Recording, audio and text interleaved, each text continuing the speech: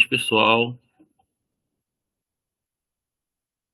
Estamos começando, então, continuação da nossa leitura do livro Aceleração, a Transformação das Estruturas Temporais na Modernidade. Essa já é a nossa sétima reunião, né? Sétimo encontro. No encontro passado, a gente falou sobre esses estudos, né? O Hartmut Rosa se colocando aí entre um dos estudiosos, né, na área de sociologia do tempo, vamos assim dizer. Ele põe aí um pequeno histórico das produções nessa área e ele se coloca meio que o sociólogo ou crítico social que realmente está realizando um trabalho mais profundo e sistemático sobre o problema do tempo na sociedade tardo-moderna. Ele fala que há algumas categorias, né? E aí eu estava pensando naquilo que você estava falando na semana passada, Alberto, sobre a questão das categorias, e eu fiquei um pouco incomodado, né, com essa forma de separar. Eu fui no dicionário do Ferrate Mora, que ele fala sobre as categorias, e ele começa lá em Aristóteles, a questão das categorias propostas por ele, né, pelo filósofo da Macedônia, colocando as categorias e separando as formas, né, de como as categorias, esse termo foi se colocando na filosofia, primeiramente como uma questão da lógica aristotélica, né, passando aí pelas ideias de substância, né, uma substituição em alguns momentos do termo ousia, né, e ele vai comentando, e eu achei interessante um dessas explicações. As categorias, elas também podem ser equivalentes às partes referidas a algum conteúdo, a alguma substância, e colocando essas categorias como uma forma de separação de qualidades e até de tempo. Aí eu achei interessante aqui que ele propõe, então, várias formas de uso do termo categorias, né, que passa desde a questão de Aristóteles, passando por Kant, por Fichte, né? Por exemplo, em Kant vai ter a ideia de entre coisas em si, fenômenos, né? E várias formas. Passa também por Hegel, se eu não estou enganado, né? Entre as formas do ser e as formas do pensar, né? Ambas as formas ou categorias são momentos do absoluto, e ele vai, então, mostrando que o termo categorias ou sistema de categorias, elas vão passando pela história da filosofia, tendo vários usos, né?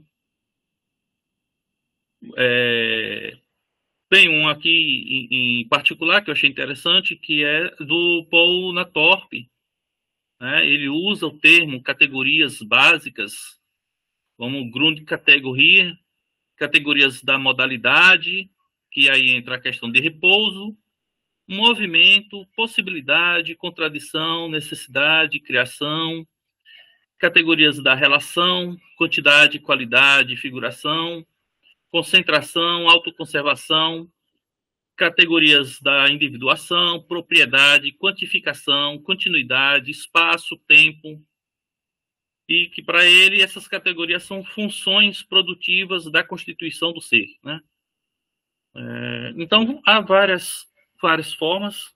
Eu acho que aí as categorias que o Rosa utiliza seria mais ou menos como uma forma, né, um termo para expor as formas de um certo tipo de evento, né, nessa questão do tempo. Mas isso aí é mais eu venho trazendo justamente para compartilhar com vocês, né, essa inquietação que começou na reunião passada, mas que não traz assim grandes contribuições. É apenas uma questão mesmo de curiosidade que eu fiquei quando o Rosa utiliza esse termo. Se alguém quiser falar alguma coisa. Eu acho que é importante essa questão de perceber em que limites desse sentido de categorização que o Rosa pode estar comprometido, Uhum.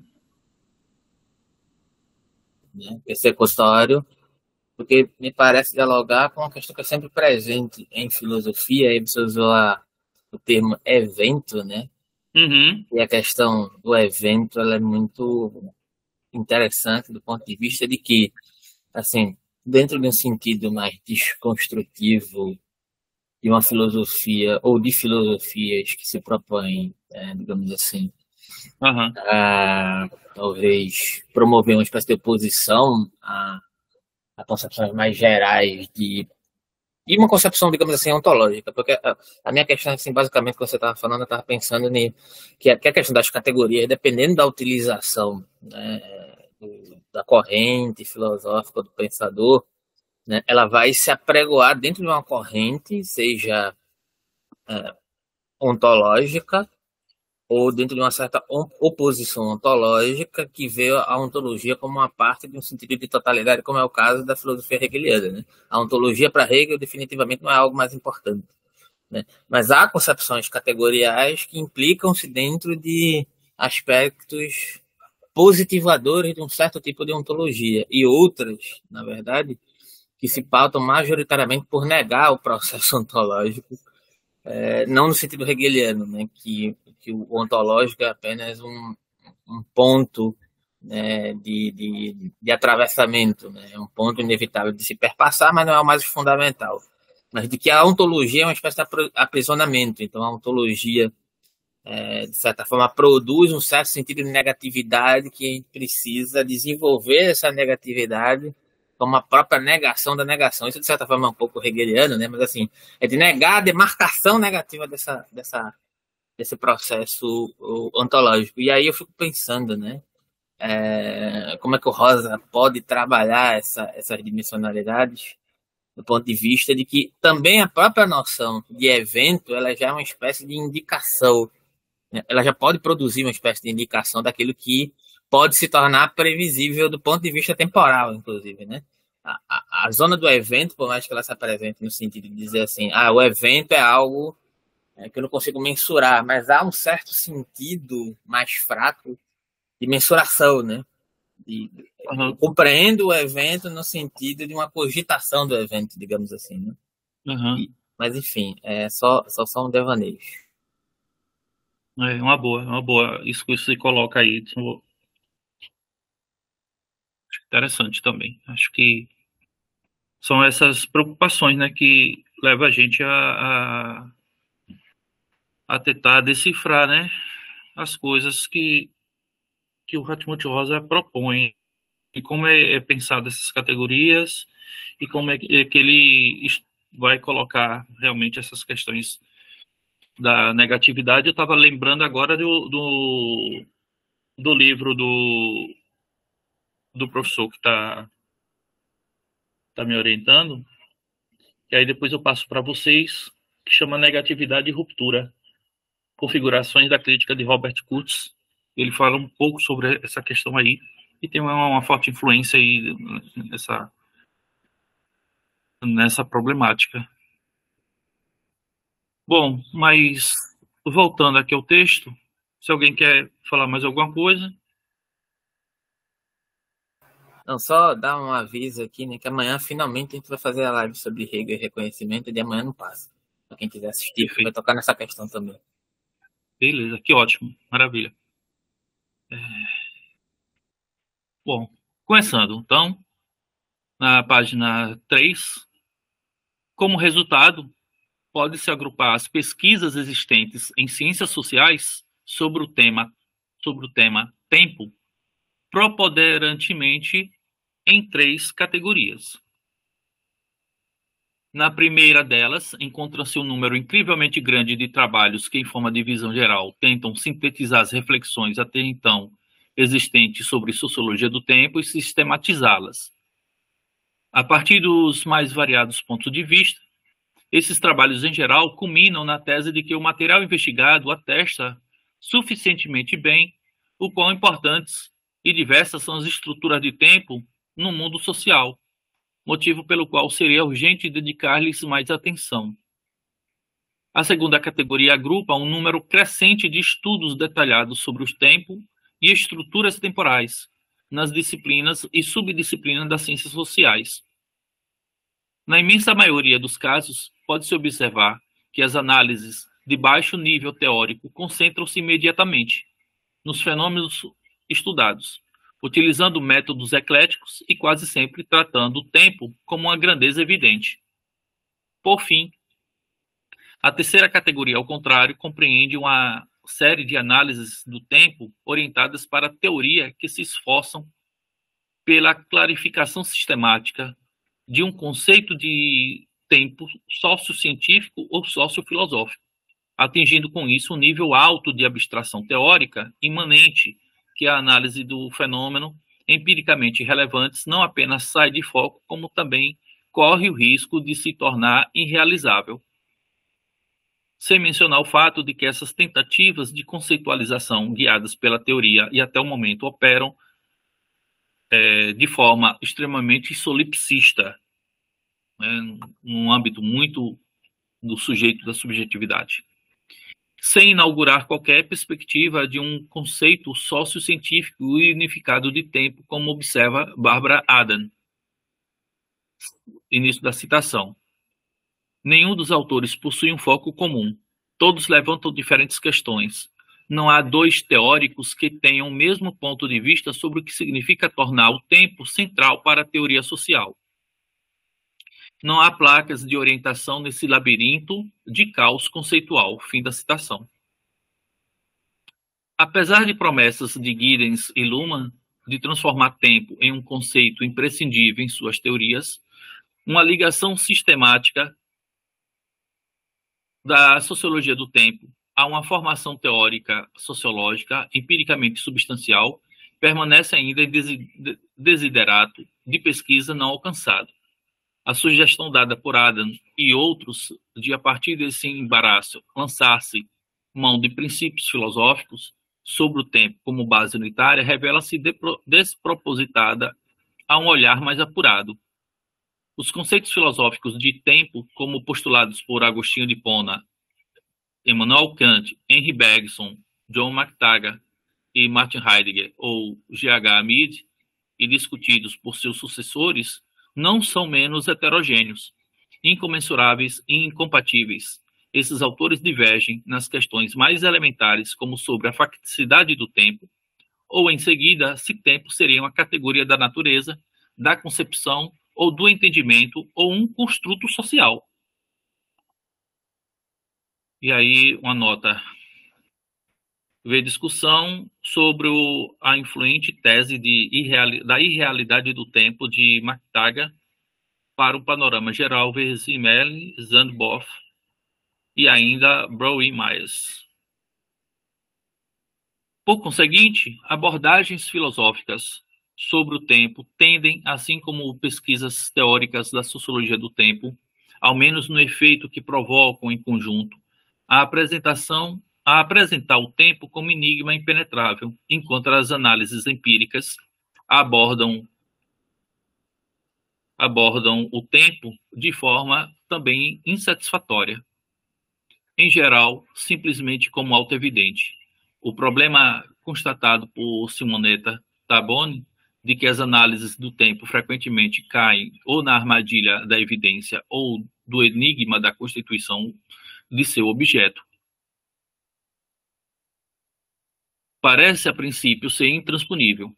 Portanto, não surpreende que a citação mais utilizada no debate sobre a natureza do tempo ainda seja aquela marcante frase das Confissões de Agostinho, na qual o mesmo constata seu oscilar entre esses dois polos. O que é o tempo? Se não me perguntam, eu sei, mas caso tente respondê-lo, não sei mais. Fim da citação. As consequências dessa frágil constituição da sociologia do tempo são graves, não apenas em função das dificuldades de se estabelecer essa subdisciplina no cânone das disciplinas sociológicas, mas, antes de tudo, diante da formulação das teorias sociais atuantes, das análises da modernidade e dos diagnósticos do tempo. Estes, devido à baixa propagação dos conhecimentos cronossociológicos atuais e sua reduzida capacidade de se ligar a projetos teóricos sociológicos e sociofilosóficos sistemáticos, veem-se obrigados a continuar negligenciando a perspectiva temporal, de forma que a afirmação de Bourdieu de que a praxis da teoria social seria, apesar de todos os protestos e afirmações metafóricas que dizem o oposto, tão atemporalizadas que excluiria até mesmo a ideia de que é excluído por ela, parece ainda hoje válida. Em contraste com esse pano de fundo, o presente trabalho não se compreende como uma contribuição à sociologia do tempo, propriamente, uma vez que não procura responder o que é o tempo, nem como se penetra e age nas práticas e estruturas sociais.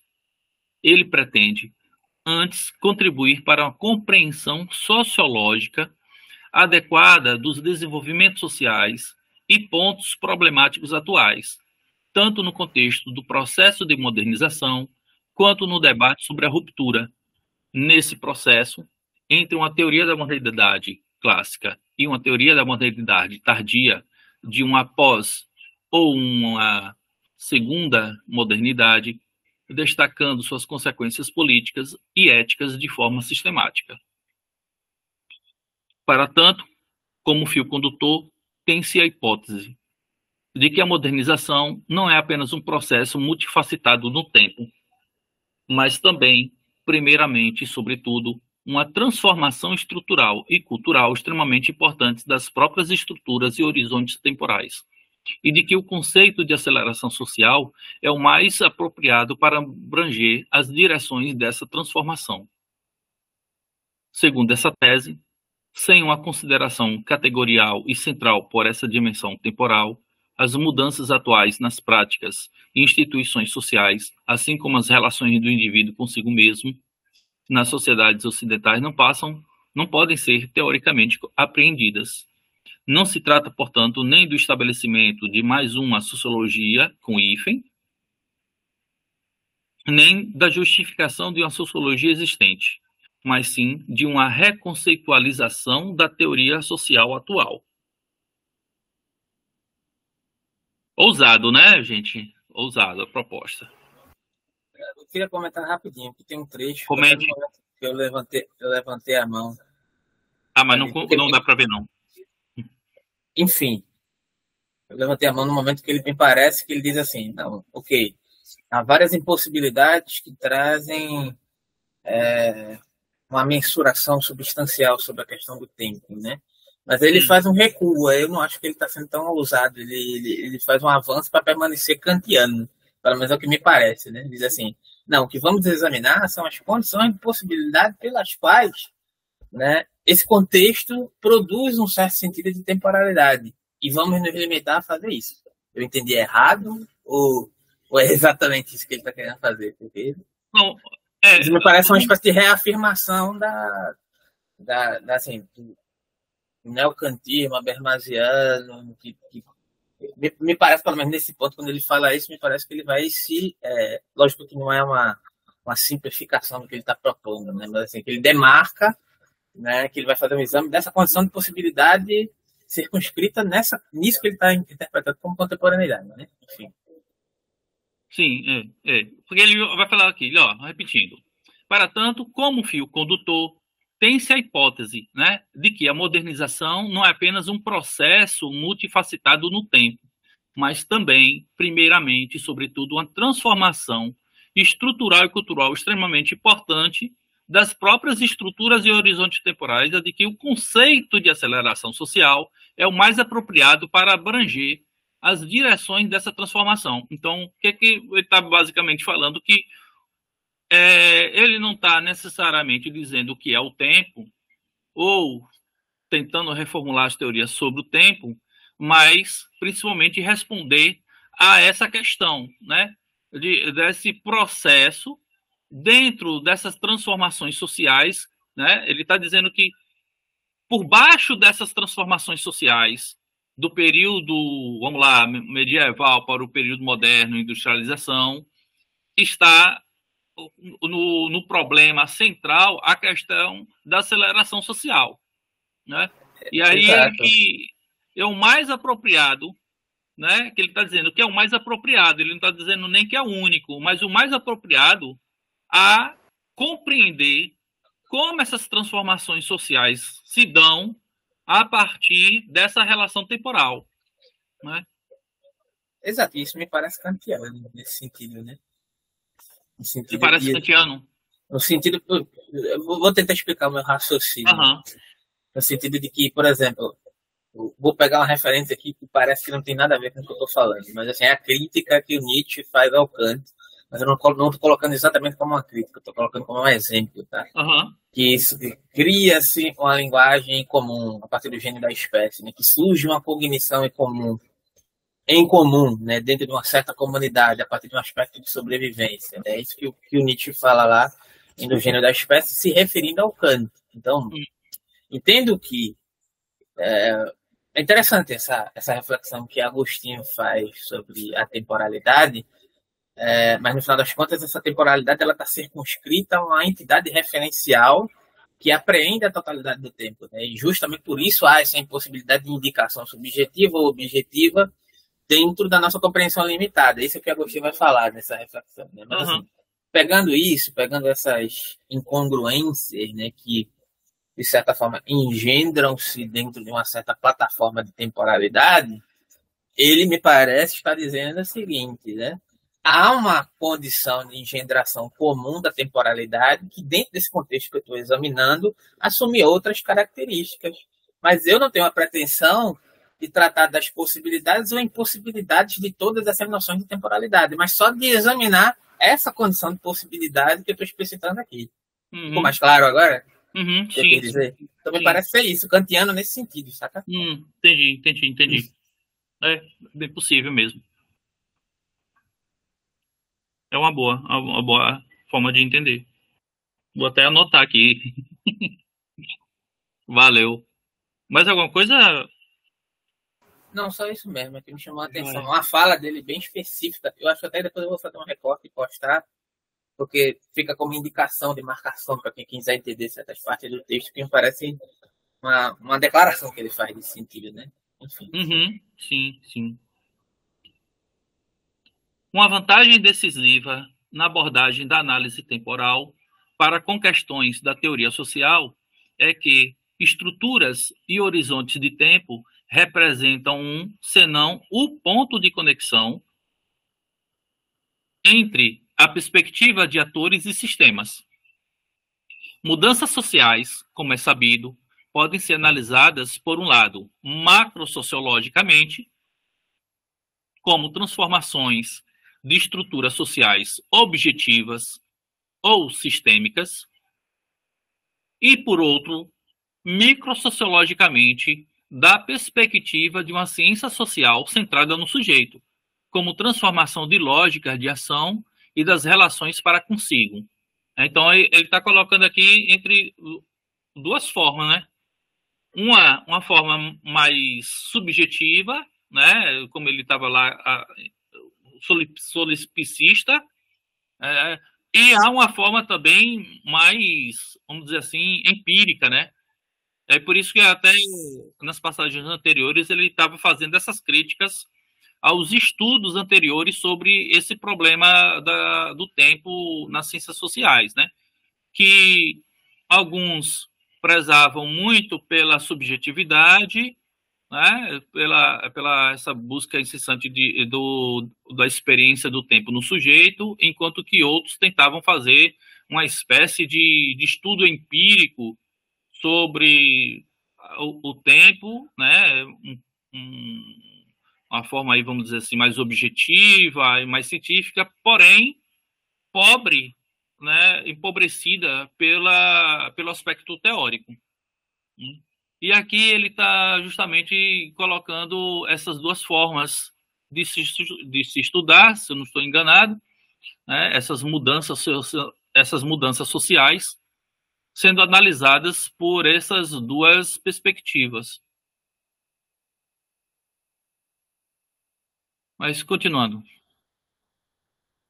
Apesar de intensa tentativa da teoria social em quase todas as suas variantes, desde Talcott Parsons, de superar essa cisão estrutura-agente, a pergunta sobre através de quais mecanismos são mediadas e assimiladas as lógicas e exigências sistêmicas estruturais para afetar a orientação dos atores sociais permanece um dos problemas mais enigmáticos e menos compreendidos do mundo social. Quer dizer, que há ainda pouco, né, decifrado, né, pouca coisa decifrada, pouca coisa elucidada sobre essas mediações, né, esses entrecruzamentos conceituais e de perspectivas de estudo. Continuando. Assim, é indubitável que processos socioestruturais de modernização não podem permanecer sem um correlativo na construção subjetiva de autorrelações e que, através da modernização, transformações identitárias e socioestruturais devem caminhar de mãos dadas. O que permanece obscuro é de que forma os atores nas sociedades liberais, que não apenas respeitam, mas também cultivam ativamente o princípio ético da autonomia individual, de fato desenvolvem as diretrizes de ação que, por razões sistêmicas, são exigidas. Né? Aqui é quase que ele está apontando para aquele invólucro de aço, né, de Weber, né? Até que ponto o ser humano ele está realmente agindo por si ou ele está sendo levado, né, pelo sistema. É servidão voluntária. Inclusive tem uma nota aqui, nota 16. Sociedades capitalistas focadas no crescimento, por exemplo, exigem que a maioria dos agentes nelas operantes se entendam como produtores e consumidores capazes e desejosos de aumento quantitativo, e não como ascetas autossuficientes e distanciados do mundo, ou artistas, ou ainda cidadãos políticos ou guerreiros, embora, obviamente, lhes seja concedida toda a possibilidade política e jurídica de se orientarem de forma diferente na direção de suas vidas. Para mais detalhes, Rosa. Então é isso, né? Uma espécie de invólucro mesmo de aço, uma condição aprisionante do indivíduo na sociedade. Mas, voltando. O que permanece obscuro é de que forma os autores... eu já passei, né? Continuando. A consideração da perspectiva temporal parece ser o caminho promissor para a análise dessa notável adequação entre lógica dos sistemas e da ação. Horizontes e estruturas temporais são constitutivos para orientações de ação e para relações consigo mesmo. No entanto, essas estruturas escapam do alcance individual à medida que o tempo, apesar de sua construção social e produção sistêmica, se interpõe aos atores como dado natural. É porque a facticidade do tempo e sua, apesar disso, natureza social estão indissocialmente entrelaçadas que estruturas temporais constituem o ponto central para a coordenação e integração de projetos de vida individuais e exigências sistêmicas. E na medida em que questões éticas e políticas se referem basicamente a como queremos despender nosso tempo. E aí, nota 17, V. Habermas, a clássica formulação da questão ética como quero viver pode ser reformulada sem perdas em como quero utilizar meu tempo. E especialmente nesse ponto é mostrado que esta não pode ser uma mera questão ética individual. Meu tempo é sempre tempo social. Seu compasso, seus ritmos, perspectivas e horizontes estão fora do meu alcance. A questão relativa ao tempo é, portanto, sempre uma questão política. Estruturas temporais definem como convivemos. Elas possuem irrevogavelmente um caráter normativo. Novamente, ele colocando o tempo, né, as estruturas temporais como um invólucro de aço. Voltando. Esse negócio de invólucro de aço, eu não conheço especificamente. Poderia fazer um resumo sobre esse conceito? Posso sim. É um conceito empregado por Max Weber, em que ele vai dizer que a vida normativa, a vida social normativa, ela é uma espécie de invólucro de aço porque ela aprisiona o indivíduo a um modo, um comportamento, né, vamos dizer assim, um ethos, né? E basicamente ele está fazendo uma crítica ali ao ethos protestante, né? Que como ela está vinculada historicamente, né, ao capitalismo. Então o indivíduo, ele de certa forma ele fica aprisionado a um certo tipo de normatividade social, né, em que ele não vê outra forma a não ser aquela como a ideal de ser vivida, vamos assim dizer. É esse sentido que ele dá ao invólucro de aço. É claro que isso tem outras problemáticas, mas só pegando o texto de Max Weber e delineando, mas aí a gente vai fugir um pouco do nosso do que é proposto. Mas o que eu posso sintetizar assim de uma forma bem sintética, bem simplória mesmo, é isso, certo? Não, mas assim, ok. Assim, só quero entender também a conexão que você está fazendo para citar esse conceito aí dentro do texto, mas tu vê que isso aparece aqui. Porque na verdade já tem outra pergunta a parte disso, né? Se eu puder responder, manda aí. Não, a pergunta primeira é essa. Aí, dependendo da resposta, tem outra pergunta também. Eita, PH. Vamos lá. A pergunta foi: como é que tu vê a conexão desse invólucro de aço nesse contexto aí que ele está falando agora? Ele está dizendo, olha, ele também está substituindo, olha, o que no período do século XIX, início do século XX do capitalismo, as estruturas sociais eram movidas por um invólucro de aço, ou seja, de uma normatividade da vida cotidiana a partir de um ethos protestante, capitalista. Ele vai dizer que agora o que impera é as estruturas temporais. Então, agora as estruturas temporais essas que são esse invólucro de aço proposto por Max Weber lá atrás. Então, o que muda é apenas a forma como esse aprisionamento do indivíduo se dá agora. Ele se dá a partir da aceleração, dessa compulsão acelerativa do indivíduo. Então, ele agora está...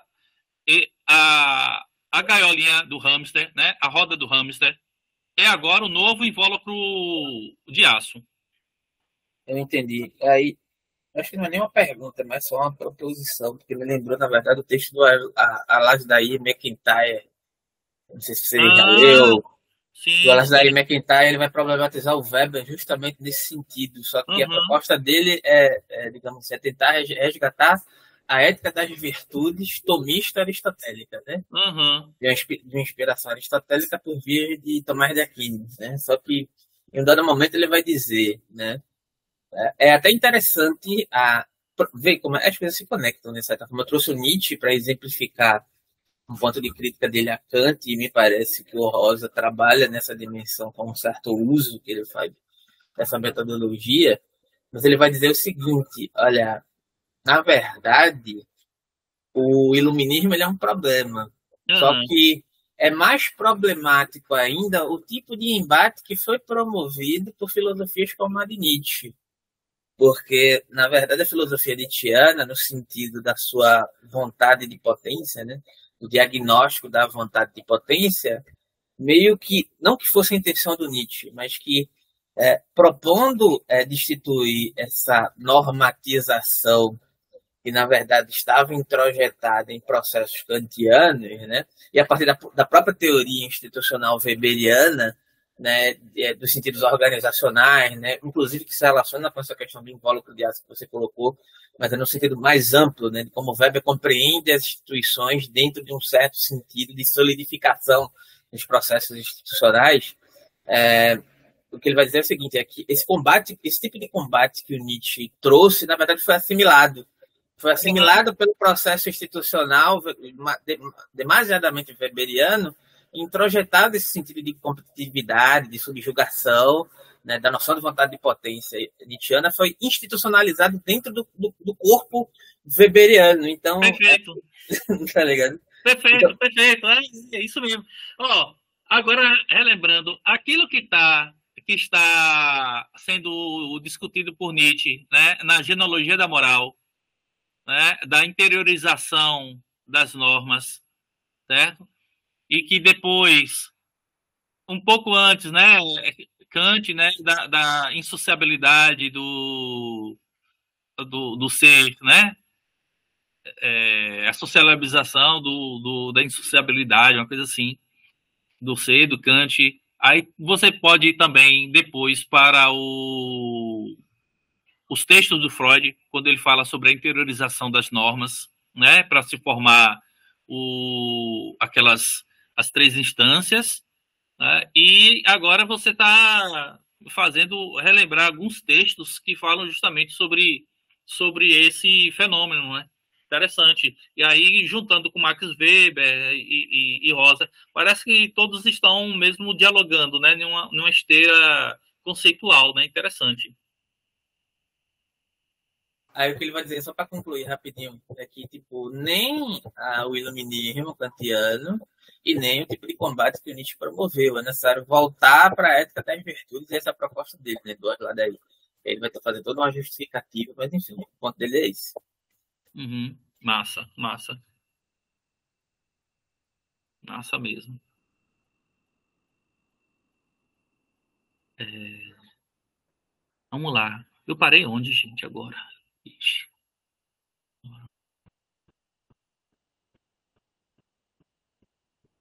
Foi no ponto que você estava.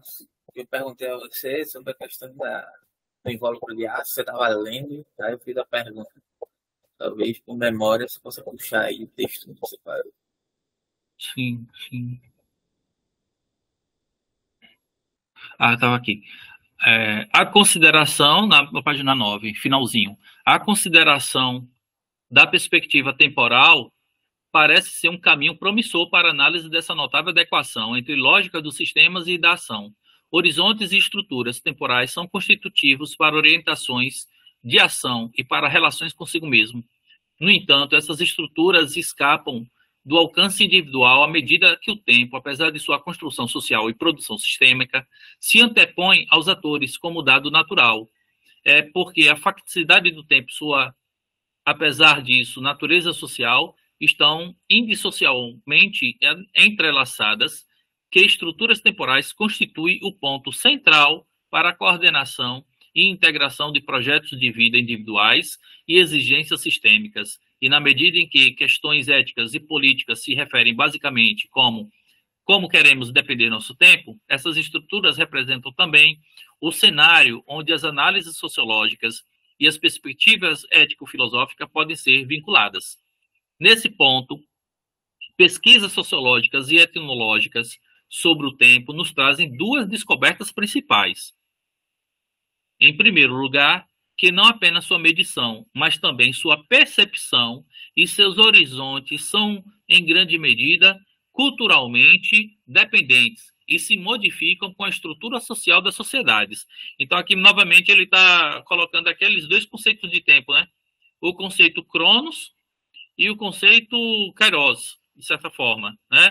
Onde ele vai colocar esses dois modos de tempo, essas duas perspectivas sobre o tempo, elas se modificam com a estrutura social das sociedades.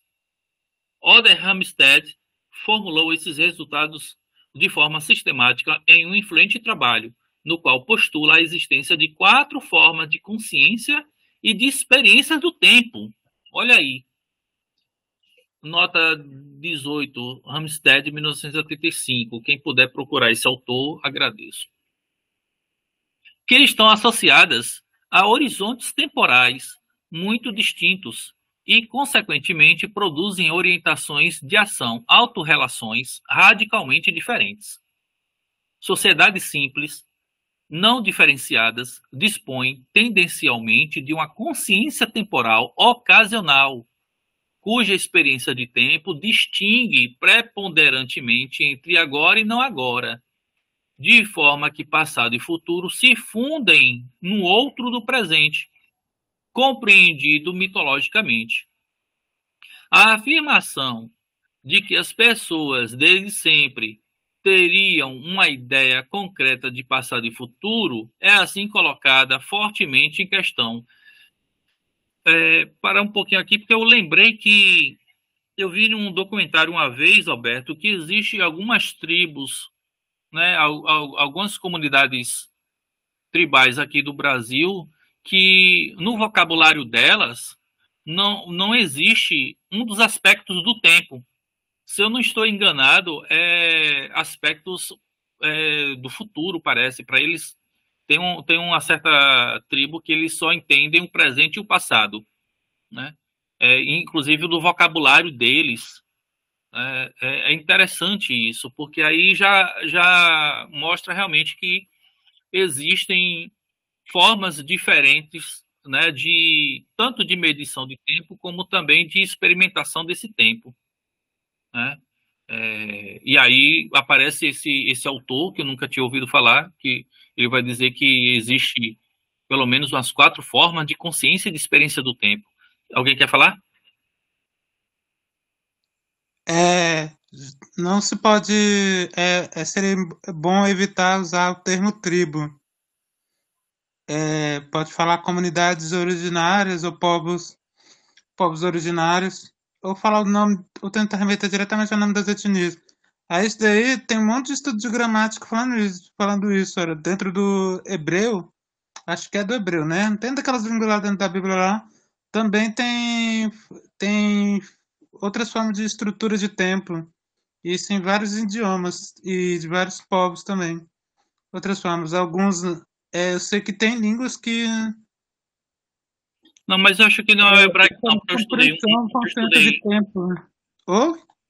Eu não sei eu acho que não é hebraico, não, porque eu estudei hebraico durante um tempo e lá eles têm, né, essas divisões das formas, por exemplo, as formas verbais do tempo são praticamente quase iguais à nossa. Mas, com certeza, deve ter algumas comunidades que, devido à sua gramática, né, vamos assim dizer, da sua estrutura linguística, pode ter algumas diferenças da forma como se experimenta um tempo.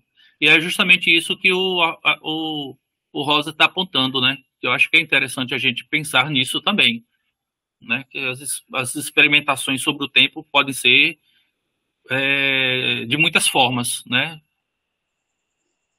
Aí seria um trabalho antropológico, mas o que eu lembro que falava que nesse livro tinha outras formas de percepção do tempo, não sei se era no hebreu ou em outra língua lá dentro da Bíblia, lá, mas que falava que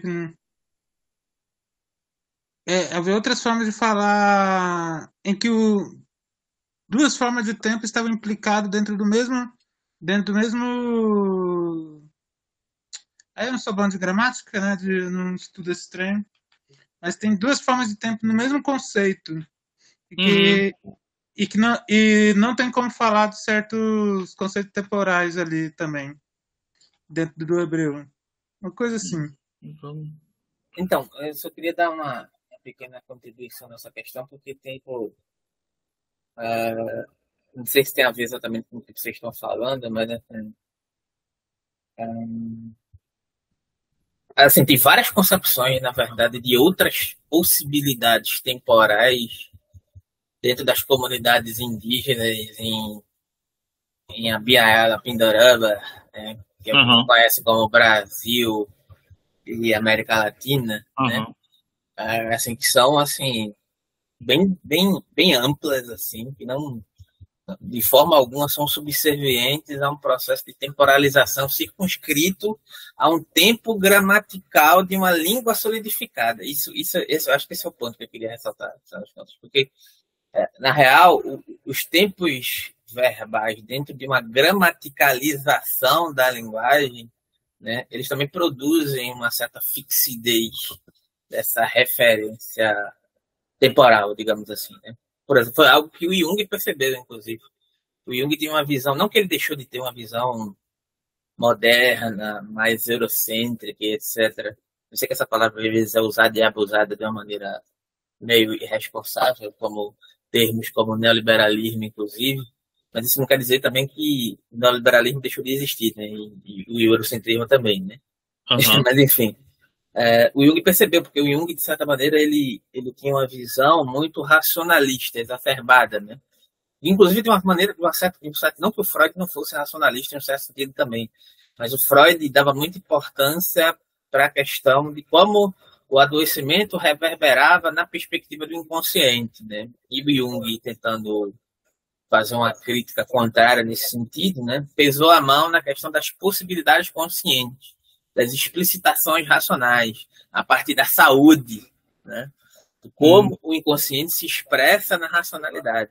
E aí ele ficou muito obcecado durante o tempo com a expressividade racional, porque a racionalidade é aquilo que aparece, né, aham, gramaticalmente, textualmente, né, aham, linguisticamente, né. uhum, Só que aí, em um dado momento, quando ele foi visitar os povos pueblos, né, no território norte-americano, né, ele se deu conta que, na verdade, esse excesso de racionalização e um entendimento de uma gramaticalização, né, é uma espécie de, digamos assim, de paranoia unilateral, no sentido de que é uma apreensão da própria forma linguística com a qual nós estamos acostumados, que só continua subserviente a um certo tipo de linguagem, mas existem outras várias possibilidades linguísticas, inclusive as possibilidades simbólicas que ele percebeu, né, que ocorrem ali entre silêncios e maneiras de se portar, que não precisam, que descartam completamente a gramaticalização da linguagem.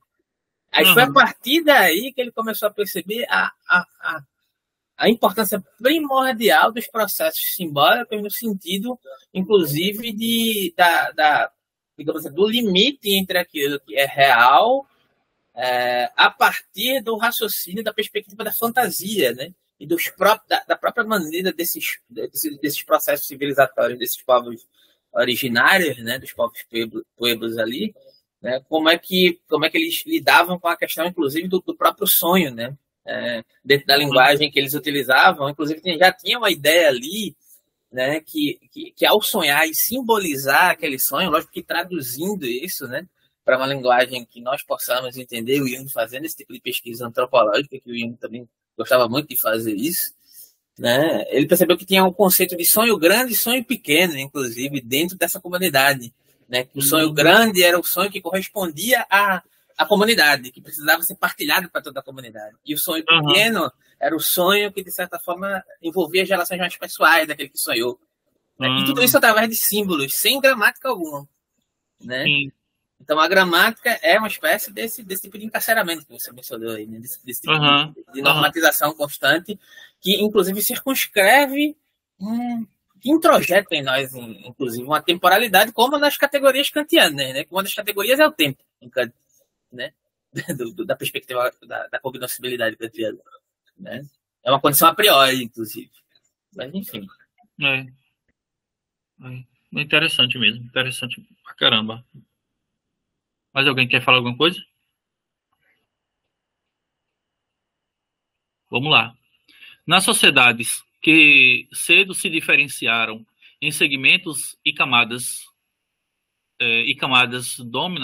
domina, segundo essa concepção, uma consciência temporal cíclica, no qual o tempo é vivenciado como ciclo de processos e estados sempre reincidentes. A forma primária da experiência temporal diferencia, portanto, entre antes e depois. No entanto, passado e futuro são aí estruturalmente idênticos. A recordação do passado tem o mesmo significado que a previsão do futuro, espaço de experiência e horizonte de expectativas não congruentes. Anota. Para os conceitos de espaço, de experiências e horizontes de expectativas e sua paulatina dissociação nos tempos modernos, vê Kozilek. Kozilek é um grande historiador dos conceitos, né? Essa experiência do tempo aparece de forma extrema no Eterno Retorno do Mesmo, de Friedrich Nietzsche, no qual a lembrança estende-se até mesmo ao futuro. Contrária a essa concepção, estabelece-se gradualmente na ainda mais diferenciada sociedade moderna uma consciência temporal linear que substitui o ciclo do tempo por uma linha irreversível que vem do passado, passa pelo presente e se dirige ao futuro. Somente então é a experiência do tempo, orientada para a diferença entre passado, presente e futuro, se torna dominante, especialmente onde esse futuro aparece como fixo ou fechado no sentido de um telos histórico, como no cristianismo ou no marxismo. Nota: esse telos histórico pode se realizar tanto como o fim dos tempos, no nascer de um tempo totalmente novo, como no reino de Deus, mas também de forma branda no tempo das sociedades sem classes, quanto no próprio tempo histórico. Fim da nota. Na sociedade funcionalmente diferenciada da alta modernidade, finalmente predominam a consciência temporal linear com futuro aberto. A evolução histórica não é mais entendida como direcionada a um objetivo específico, seu desfecho permanente incerto. Ela corresponde, segundo Ramstead, à experiência temporal de um movimento ou aceleração continuados. E claro que essa tipificação é esquematicamente simplificadora e, portanto, questionável empiricamente. O próprio Ramstead ressalta que as 4 formas de consciência temporal se sobrepõem e não formam uma sequência histórica claramente definível, hipótese que a pesquisa empírica confirmou em diversos aspectos. Projeções cíclicas e lineares do tempo existem, lado a lado, em quase todas as culturas, no entanto, com diferentes pesos e em diferentes cunhos. A tese central de que a experiência e a consciência temporal se transformam em dependência de estruturas sociais e modelos culturais não é colocada em questão por conta dessas objeções. Nota. Nota 22. Durkheim já formulara essa tese na segunda parte de sua introdução às formas elementares da vida religiosa, assim como Sorokin e atualmente, por exemplo, Giddens, Luhmann, para exemplos instrutivos no plano empírico de diferentes consciências do tempo, ver, por exemplo, Evans, Pritchard e Bourdieu. Deixa eu ver se tem mais. Não. Vamos lá, voltando. Fim da nota. A tese central. Já falei. Em segundo lugar, as estruturas de tempo de uma sociedade possuem, ao mesmo tempo, um vinculativo caráter cognitivo e normativo. além de um profundo enraizamento na estrutura da personalidade que ancora o hábito social dos indivíduos. Norbert Elias ressalta, por um lado, o caráter funcional dos conceitos temporais, que auxiliam para ele, sobretudo, na coordenação e sincronização de processos sociais, e, através disso, se desenvolvem e se sofisticam na proporção em que a crescente complexidade social e a extensão das cadeias de interdependência passam a exigir um planejamento, uma regulação e uma ordenação mais precisas do tempo. Elias salienta, por outro lado, que a consciência individual de tempo gerada pela sociedade seria, como hábito social e, ao mesmo tempo, a segunda natureza, componente ineludível da estrutura da personalidade. Entre aspas, a vivência temporal por parte daqueles que pertencem à sociedade nas quais o controle do tempo é demasiadamente rígido, é um exemplo, dentre muitos, de estruturas de personalidade que, apesar de adquiridas socialmente, não são menos compelentes que as especificidades biológicas. Nota. Norbert Elias. Citação. Como um fluido revelador que atesta a presença e o fluxo de determinadas substâncias no corpo, assim ocorre o tempo social por uma vida ainda não marcada e organizada de forma individual. Pois o tempo, esse produto da coordenação humana e da compilação de sentido, simbólico, construído e marcado de forma profundamente coletiva, mantém sua relação com as outras pessoas, mesmo nos momentos de percepção marcadamente individual. Fim da citação. Continuando.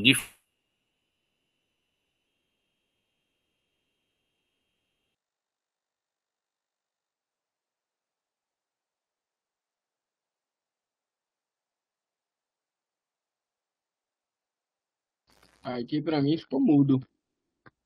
Aqui pra mim ficou mudo também. Aqui pra mim também. Estourou. Alô, Nelson. Foi abduzido, cara. E aí, vocês são de onde? Isso, gente. Nelson, tu deu uma grande interrupção na tua fala aí, sim? De 1 minuto quase.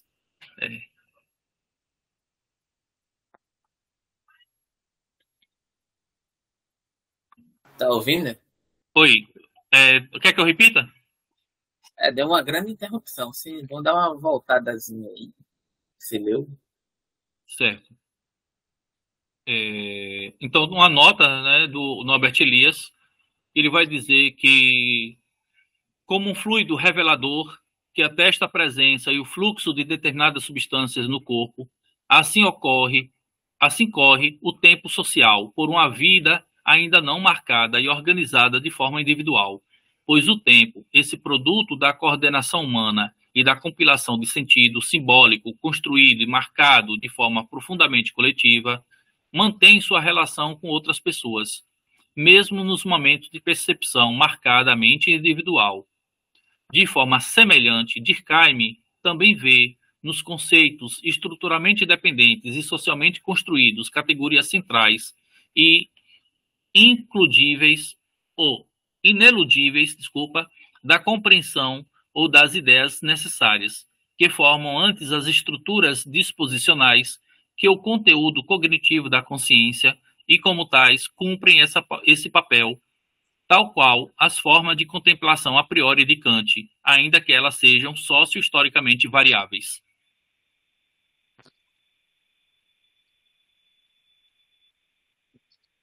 Então, acho que a gente poderia parar aqui, né? Repete essa última frase que ele citou, Kant, por favor. Vamos lá. Repetindo a última frase da nota 23. De forma semelhante, Durkheim também vê nos conceitos estruturalmente dependentes e socialmente construídos categorias centrais e ineludíveis da compreensão ou das ideias necessárias, que formam antes as estruturas disposicionais que o conteúdo cognitivo da consciência, e como tais, compreendem esse papel, tal qual as formas de contemplação a priori de Kant, ainda que elas sejam socio-historicamente variáveis. Eu acho que é justamente o que eu estava falando, né? Aham. Confirmou aí essa nota. É exatamente a mesma coisa. Que, lógico, é como se fosse a própria crítica que Nietzsche faz ao processo histórico cognitivo kantiano e circunscreve ele dentro das dimensões de produtividade histórica. Então, me parece que o argumento dele é análogo nesse sentido, referente à questão da temporalidade, né? Assim, eu estou Aham. me dispondo a analisar o surgimento dessa condição de cognoscibilidade da temporalidade da aceleração. Pronto, ponto. É isso. É o que me parece, principalmente pela confirmação dessa nota. Uhum. Eu tenho que rever Kant, meu amigo. Faz muito tempo que eu não leio Kant. Mas eu acho que tanto você, quando fala sobre Kant, como o nosso colega, o leitor subversivo, quando ele coloca lá a parte das experiências subjetivas, né, de algumas culturas, eu acho que é justamente esse esse ambiente conceitual que o Rosa está tentando se aprofundar, né? Ele está tentando mostrar as várias possibilidades, as várias formas como que essa experiência do tempo foram dadas e, de certa forma, é meio que uma forma é, otimista, né? Porque se ele aponta que em várias culturas, tanto primitivas como contemporâneas, elas têm uma compreensão diferente da relação delas com o tempo, isso pode nos dizer, então, que temos temos formas de mudar essa situação, a qual o Ocidente está, vamos dizer assim, aprisionado, né? Nós estamos aprisionados nesse novo invólucro de aço, só que a gente parece que não temos essa visão de que há possibilidade de mudar isso, né? Então a gente fica aprisionado, né? Achando que é assim mesmo, né? Que as coisas devem ser. E o que o Rosa tenta mostrar é que não, né? Que não há somente essa forma de experimentar o tempo, né? E que há outras, e de certa maneira, se há outras, há a possibilidade da gente querer mudar isso, né? Agora, como mudar isso, aí já é outras questões. Eu acho que é por isso que ele vai entrar depois para as formas como a gente luta contra esses aprisionamentos, né? Mas depois de um certo caminho já percorrido é que a gente vai. Ele já deixou já deixou uma certa possibilidade, né? Com lá o conceito de ressonância, né? De como a gente pode ressignificar a experiência temporal, né? Na sociedade moderna. Eu acho que esse é um dos pontos altos, porque ele justamente tenta fugir de uma certa lógica. Se bem que pelo que eu li das outras obras dele, quando ele fala de reconhecimento, ele não necessariamente rejeita o reconhecimento do ponto de vista hegeliano, Não, que é um sentido de majoritário, de circunscrição da temporalidade dentro de um processo histórico teleológico que, digamos assim, produz uma certa temporalidade subjugada a esse processo de reconhecimento hegeliano, né? Como Alfred Hebel, mas ao mesmo tempo ele introjeta essa questão da ressonância como algo propositivo, que eu acho que é um dos pontos fortes do que ele propõe. Eu só fico com medo, às vezes, de que ele propôs ser algo não tão assim muito radical ou ser algo supostamente inovador, mas que na verdade fica circunscrito à mesma crítica categorial que ele está tentando perfurar aqui.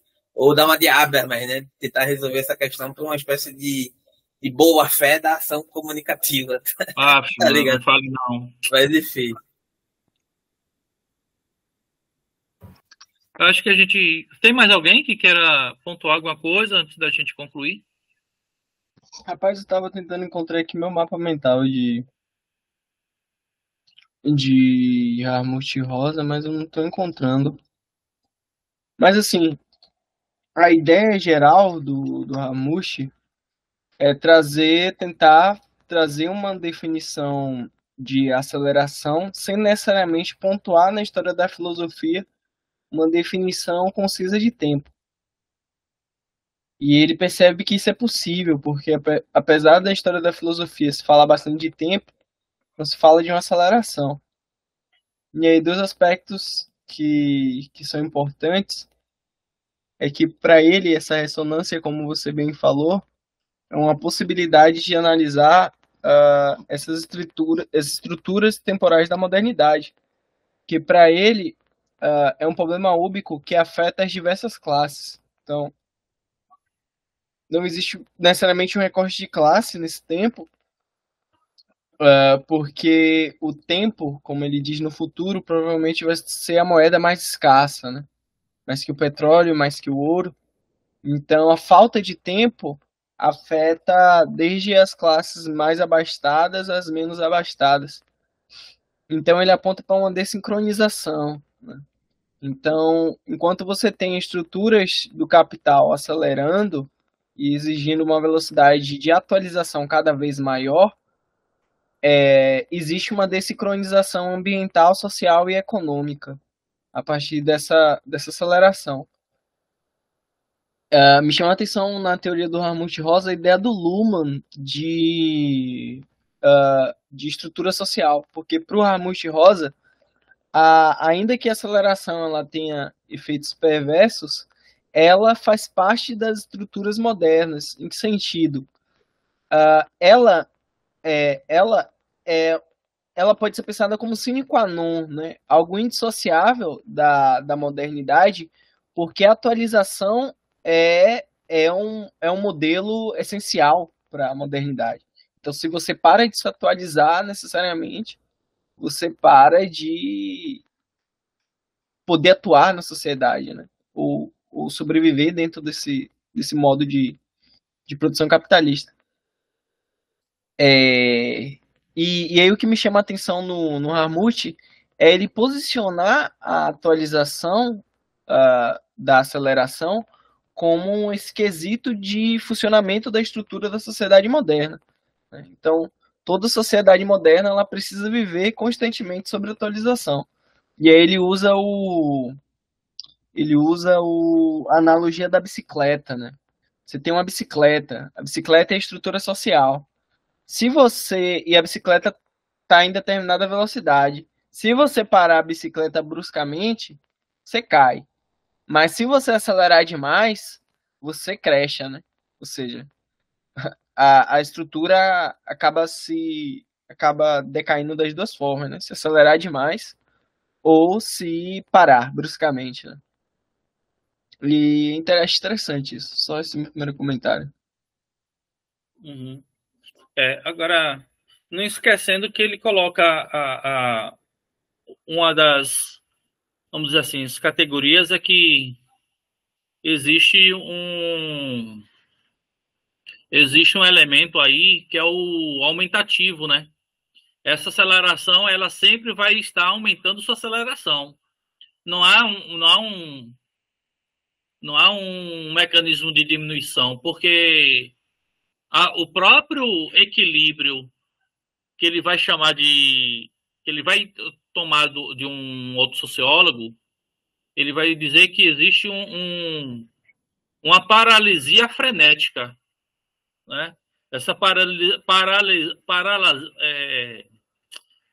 meu Deus, é que fala mesmo? Paralisia. Essa paralisia frenética, ela se dá justamente porque a aceleração ela está sempre aumentando. Ela não vai diminuir, ela sempre aumenta. É uma compulsão por aumentativo. É uma compulsão aumentativa, né?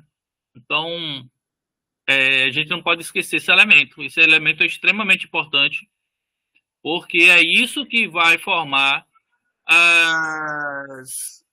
as mudanças, principalmente, por exemplo, no âmbito das tecnologias.